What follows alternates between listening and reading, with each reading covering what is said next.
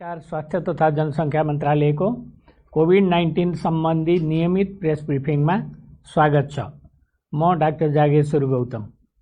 हामी आज हरेक दिन जस्तै नेपालमा कोभिड-19 को राष्ट्रिय अद्यावधिक विवरणका साथ उपस्थित भएका छौँ। हामीलाई साङ्केतिक भाषामा दिनेश श्रेष्ठले साथ दिइरहनु भएको छ। विश्वमा आजसम्मको तथ्याङ्क हेर्दा 3,77,86,413 जना व्यक्तिहरू कोभिड-19बाट सङ्क्रमित हुनुभएको छ। निको हुनेको सङ्ख्या 2,83,74,689 रहेको छ। आज देशभरि जम्मा सक्रिय सङ्क्रमितहरूको सङ्ख्या 33,880, संस्थागत आइसोलेसनमा रहनुभएका व्यक्तिहरूको सङ्ख्या 13,923, प्रदेश 1 मा 1,587, 2 मा 705, बागमती प्रदेशमा 8,854, गण्डकी प्रदेशमा 529, लुम्बिनी प्रदेशमा 1,479, कर्णाली प्रदेशमा 506, सुदूरपश्चिम प्रदेशमा 263 जना हुनुहुन्छ। यसैगरी होम आइसोलेसनमा रहनुभएको सङ्ख्या प्रदेश 1 मा 2,388, प्रदेश 2 मा 456, बागमती प्रदेशमा 13,489, गण्डकी प्रदेशमा 842, लुम्बिनी प्रदेशमा 1,780, कर्णाली प्रदेशमा 488, सुदूरपश्चिम प्रदेशमा 514 जना गरी जम्मा 19,957। नेपालमा आजको PCR 14,530 गरी जम्मा 11,91,514 परीक्षण भएको छ। गत 24 घण्टामा नयाँ सङ्क्रमितको सङ्ख्या 4,047 रहेको छ। आज काठमाडौँ उपत्यका मध्ये काठमाडौँमा 1,888, भक्तपुरमा 118 र ललितपुरमा 277 जना गरी जम्मा सङ्क्रमितको सङ्ख्या 2,283 छ। क्वारेन्टिनमा रहनुभएका व्यक्तिहरूको सङ्ख्या 4,831 रहेको छ। प्रदेश अनुसार प्रदेश 1 मा 429, प्रदेश 2 मा 163, बागमती प्रदेशमा 383, गण्डकी प्रदेशमा 643, लुम्बिनी प्रदेशमा 1,442, कर्णाली प्रदेशमा 502, सुदूरपश्चिम प्रदेशमा 1,269 जना हुनुहुन्छ। कोभिड-19बाट सङ्क्रमण मुक्त भई गत 24 घण्टामा डिस्चार्ज हुनुहुनेहरूमा जम्मा 1,473 हुनुहुन्छ। आजसम्म डिस्चार्ज हुनुहुने 77,277। प्रदेश 1 मा 6,687, प्रदेश 2 मा 15,090, बागमती प्रदेशमा 29,389, गण्डकी प्रदेशमा 4,255, लुम्बिनी प्रदेशमा 10,781, कर्णाली प्रदेशमा 3,480, सुदूरपश्चिम प्रदेशमा 7,595 जना हुनुहुन्छ। कोभिड-19 सङ्क्रमणबाट मुक्त हुने दर 69.1% छ। उहाँहरूको उपचार तथा हेरचाहमा संलग्न चिकित्सक, नर्स, स्वास्थ्यकर्मी तथा अन्य सहयोगी शुभेच्छुकहरू सबैलाई स्वास्थ्य तथा जनसङ्ख्या मन्त्रालय हार्दिक धन्यवाद दिन चाहन्छ। 2 वटा कल सेन्टरबाट हामीलाई 1,022 वटा कल प्राप्त भएका छन्। आइसियुमा उपचाररत बिरामीको सङ्ख्या प्रदेशअनुसार प्रदेश 1 मा 30 जना, प्रदेश 2 मा 20 जना, बागमती प्रदेशमा 155 जना, गण्डकी प्रदेशमा 6 जना, लुम्बिनी प्रदेशमा 47 जना, कर्णाली प्रदेशमा 19 जना, सुदूरपश्चिम प्रदेशमा 2 जना गरी जम्मा 279 जना हुनुहुन्छ। भेन्टिलेटरमा उपचाररत सङ्ख्या प्रदेशअनुसार प्रदेश 1 मा 15 जना, बागमती प्रदेशमा 46 जना र लुम्बिनी प्रदेशमा 6 जना गरी जम्मा 67 जना हुनुहुन्छ। 500 भन्दा बढी सक्रिय सङ्क्रमित सङ्ख्या रहेको जिल्लाहरूमा मोरङ, सुनसरी, मकवानपुर, सुर्खेत, ललितपुर, काठमाडौँ, चितवन, भक्तपुर र रूपन्देही रहेका छन्। शून्य सङ्क्रमित भएका जिल्ला मनाङ रहेको छ। र यसपछि म जानकारीहरू उपलब्ध गराउन गइरहेको छु। स्वास्थ्य सेवाको सुधारको लागि स्वास्थ्य तथा जनसङ्ख्या मन्त्रालयले चालेका प्रयत्न र उपलब्धिहरूको बारेमा म बताउन गइरहेको छु। प्रत्येक नागरिकले राज्यबाट निशुल्क प्राप्त हुने आधारभूत स्वास्थ्य सेवालाई व्यवस्थापन गर्ने र आकस्मिक सेवामा नागरिकको पहुँच सुनिश्चित गर्ने जस्ता महत्त्वपूर्ण कार्य व्यवस्थापन गर्न जनस्वास्थ्य सेवा नियमावली 2077 जारी गरी कार्यान्वयनमा ल्याइएको छ। महिलाहरूको स्वास्थ्य सम्बन्धी प्रजनन अधिकार प्राप्तिको सुनिश्चितताका लागि सुरक्षित मातृत्व तथा प्रजनन स्वास्थ्य अधिकार नियमावली 2077 जारी गरिएको छ। प्रारम्भिक चरणमा 7 प्रदेशका 14वटा अस्पतालबाट गरिब तथा विपन्न वर्गलाई आकस्मिक स्वास्थ्य सेवा निशुल्क उपलब्ध गराउन कार्यविधि जारी गरी रु 14 करोड रकम हस्तान्तरण गरिसकिएको छ।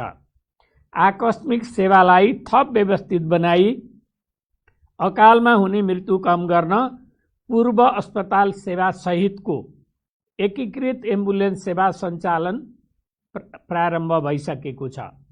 हाललाई देशका विभिन्न 10 अस्पतालमा ट्रमा युनिट बनाउने गरी हरेक युनिटको लागि रु 50 लाखका दरले 5 करोड बजेट विनियोजन भइसकेको छ। कोशी अस्पताल, नारायणी अस्पताल, भरतपुर अस्पताल र पोखरा स्वास्थ्य विज्ञान प्रतिष्ठानलाई 9 करोडको दरले आकस्मिक कक्ष निर्माणका लागि 36 करोड रकम पठाइएको छ।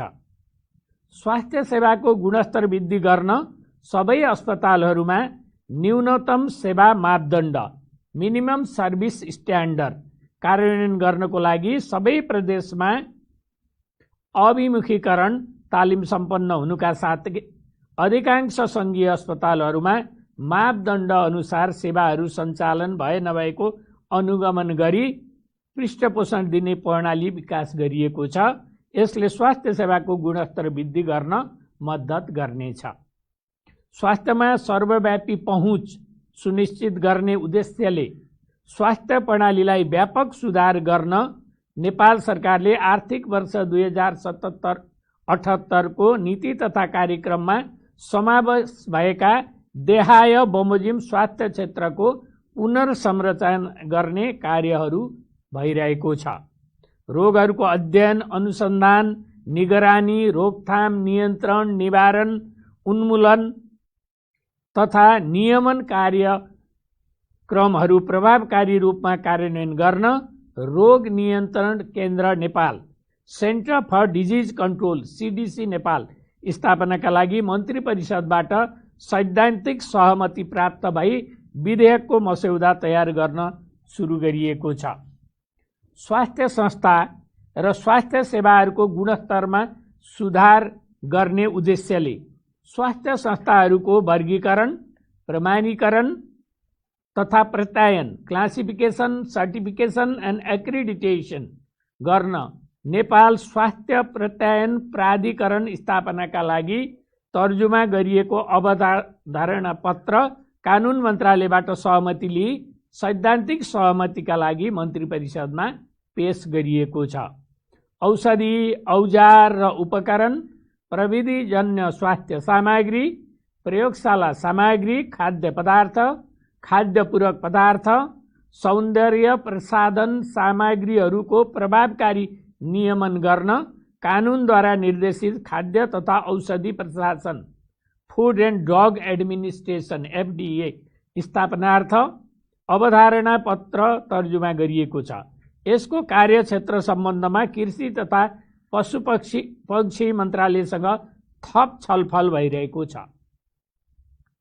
5, 10 र 15 बेडका आधारभूत अस्पतालहरू, 25 र 50 बेडका जिल्ला स्थित प्रादेशिक अस्पतालहरू, 200 बेडका प्रादेशिक जनरल अस्पतालहरू, सङ्घ अन्तर्गतका अस्पतालहरूको सङ्गठन तथा व्यवस्थापन सर्वेक्षणको प्रारम्भिक कार्य भइसकेको छ। यस पश्चात देशभरिका अस्पतालहरूमा वैज्ञानिक रूपमा स्वास्थ्य जनशक्तिको पद सिर्जना हुनेछन्। चालु आर्थिक वर्षमा 386 स्थानीय तहमा आधारभूत अस्पताल निर्माणको लागि रु 6,04,00,00,000 बजेट विनियोजन गरी सम्बन्धित स्थानीय तहमा पठाइसकिएको छ। विगत वर्षमा भवन विभाग मार्फत निर्माण कार्य गर्दै आएकोमा अब स्थानीय तहको अपनत्व हुने गरी प्रशासनिक ढिलाइ पनि कम हुने हुनाले स्थानीय तहहरूलाई नै भवन निर्माण गर्न दिने प्रबन्ध मिलाइएको छ। यो प्रबन्ध 2062 सालबाट भवन तथा शहरी विकास विभागमा गएको थियो। अहिले चाहिँ अब स्वास्थ्य मन्त्रालय अन्तर्गत नै आएको छ। साबिकका 52वटा जिल्ला अस्पतालहरूलाई 50 शैय्या बनाउन प्रति शैय्या 1 लाखका दरले 866 बेड थप्ने गरी रु 8,66,00,000 रकम विनियोजन भई सम्बन्धित अस्पतालमा पठाइसकिएको छ। साबिकका अञ्चल र उपक्षेत्रीय अस्पताललाई 200 शैय्या बनाउन 11 अस्पतालमा 1035 बेड थप गर्न रु 10,35,00,000 रकम सम्बन्धित अस्पताललाई पठाइसकिएको छ। स्वास्थ्य संस्था नभएका 2,626 वडाहरूमा आधारभूत स्वास्थ्य केन्द्र भवन निर्माण र स्वास्थ्य सेवा सञ्चालनका लागि स्थानीय तहमा वित्तीय हस्तान्तरण गरिसकिएको छ।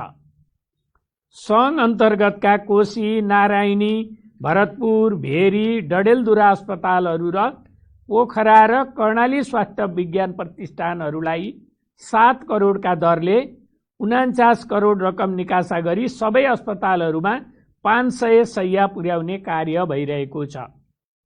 सरुवा रोग रोकथाम, नियन्त्रण र उपचार एवं स्वास्थ्य विपद व्यवस्थापनको तयारी तथा प्रतिकार्य गर्न प्रयोगशाला परीक्षण सेवा सहितका न्यूनतम 50 शैय्याका प्रदेश स्तरीय अत्याधुनिक सुविधा सम्पन्न सरुवा रोग अस्पताल स्थापना गर्न प्रत्येक प्रदेशमा रु 8 करोडका दरले 56 करोड बजेट पठाइसकिएको छ। काठमाडौँ उपत्यकामा 300 शैय्याको सरुवा रोग अस्पताल स्थापना गर्न भवन तथा जग्गा खरिद सम्बन्धी कार्य प्रारम्भ भएको छ। अस्पताल नभएका सबै 649 पालिकाहरूमा 5 बेडको अस्थायी अस्पताल बनाउन बजेट विनियोजन गरी स्थानीय तहमा पठाइसकिएको छ। अब देशमा अस्पतालविहीन पालिका हुने छैनन्। राज्यले उद्घोष गरेको आधारभूत स्वास्थ्य सेवामा सबैको पहुँच पुग्ने सुनिश्चितता गरेको छ। यसबाट थप 3,245 शैय्याहरू थप भई कुल 6,202 बेड थप भएका छन्। स्वास्थ्य विज्ञान प्रतिष्ठान, काउन्सिल, अनुसन्धान केन्द्र र अस्पतालहरूलाई थप मितव्ययी, व्यवस्थित र प्रभावकारी बनाउन क्षेत्रगत एकीकृत छाता ऐनहरू तर्जुमाको लागि प्रारम्भिक कार्य भएको छ। नयाँ संरचना लगायत मौजुदा संरचनामा आवश्यक परिमार्जन गर्न स्वास्थ्य क्षेत्रको पुनर्संरचनाको अवधारणा पत्र तयार गरिएको छ। अन्तर्राष्ट्रिय विमानस्थल र अन्तर्राष्ट्रिय सीमाका प्रमुख नाकाहरूमा आधुनिक हेल्थ डेस्क तथा क्वारेन्टिन गृह स्थापनाको लागि अवधारणा पत्र र स्थायी दरबन्दी सृजना गर्न संगठन तथा व्यवस्थापन सर्वेक्षणको प्रारम्भिक कार्य भएको छ। यसै वर्ष 13वटा नाकामा हेल्थ डेस्क स्थापना गर्न 10,15,60,000 रकम पठाई कार्यारम्भ भएको छ। स्वास्थ्य संस्थाहरूबाट सेवाग्राहीले प्राप्त गर्ने सेवाको उपलब्धता र गुणस्तर सुनिश्चित गर्न एक चिकित्सक, स्वास्थ्यकर्मी, एक स्वास्थ्य संस्था कार्यक्रम सञ्चालन सम्बन्धी कार्यविधि तर्जुमा गरी मन्त्री परिषदमा पेश गरिएको छ। केन्द्रीय अस्पतालहरूले तोकिएका स्थानमा नियमित रूपमा सैटेलाइट अस्पताल सञ्चालन सम्बन्धी कार्यविधि जारी गरी 18 अस्पताललाई रु 54 लाख रकम उपलब्ध गराइएको छ। प्रत्येक मेडिकल कलेजले जिल्ला स्थित कम्तीमा एक अस्पतालमा शल्य चिकित्सा सहितको सेवा दिनुपर्ने कार्यविधि तर्जुमा गरी अर्थ मन्त्रालयमा राय सहमतिको लागि पेश गरिएको छ। वडा स्तरीय सेवा केन्द्रबाट 40 वर्ष माथिका नागरिकहरूको रक्तचाप, ग्लुकोज र एल्बुमिन जाँचको लागि कार्यविधि तयार गरी सबै स्थानीय तहमा बजेट पठाई कार्यान्वयनको क्रममा छ। महिलाहरूमा हुने सर्भाइकल क्यान्सर तथा स्तन क्यान्सर रोगको समयमै पहिचान र उपचार गर्न निर्देशिका जारी गरी स्थानीय तहमा बजेट पठाउने क्रममा रहेको छ। सबै अस्पतालहरूबाट विपद तथा महामारीको समयमा सम्भव भएसम्म अधिकतम स्वास्थ्य सेवा उपलब्ध गराउने सम्बन्धी कार्यविधि तर्जुमा गरी लागू गरिएको छ। स्वास्थ्य क्षेत्रको वार्षिक बजेट आर्थिक वर्ष 76-77 मा टोटल बजेटको 4.49% रहेकोमा करिब 37% वृद्धि गरी आर्थिक वर्ष 77-78 मा 6.15% पुर्याइएको छ। कोभिड-19 को महामारीलाई लक्षित गरी चालू आर्थिक वर्षमा मात्र विभिन्न अस्पतालहरूमा 105 भेन्टिलेटर सहित 288 वटा आइसियु कक्ष थप विस्तार गरिएको छ र 6000 हाई डिपेन्डेन्सी युनिट स्थापनाको लागि कार्य प्रारम्भ गरिएको छ।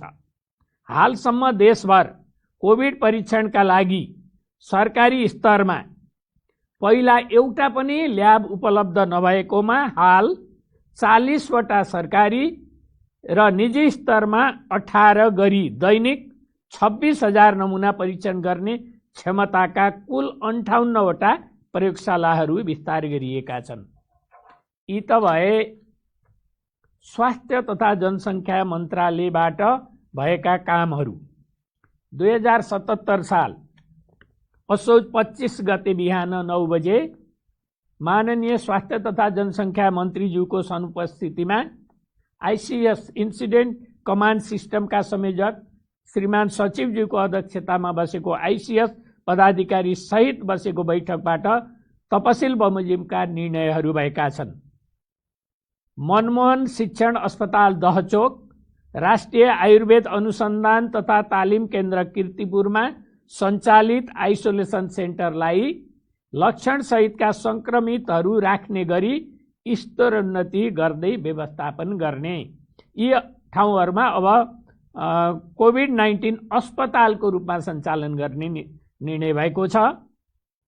सार्वजनिक स्थानहरू तथा सार्वजनिक यातायातका सञ्चालकहरू र जिम्मेवार निकाय र पदाधिकारीहरूलाई कोभिड-19 को संरक्षण र जोखिम रोक्नका लागि भूमिका निभाउन सम्बन्धित निकायहरूसँगको समन्वय र सहकार्यलाई अझ बढाउँदै लैजाउँ र यस किसिमका सार्वजनिक स्थानहरूको निसंक्रमण गर्ने कार्य तथा जनस्वास्थ्यका मापदण्डहरू कडाइका साथ लागू गर्न र जनस्वास्थ्यका मापदण्ड लागू नगर्ने नगराउनेलाई कडा कारबाही गर्न गृह मन्त्रालय, भौतिक पूर्वाधार विकास मन्त्रालय, सङ्घीय मामिला तथा सामान्य प्रशासन मन्त्रालयलाई लेखी पठाउने निर्णय गरिएको छ।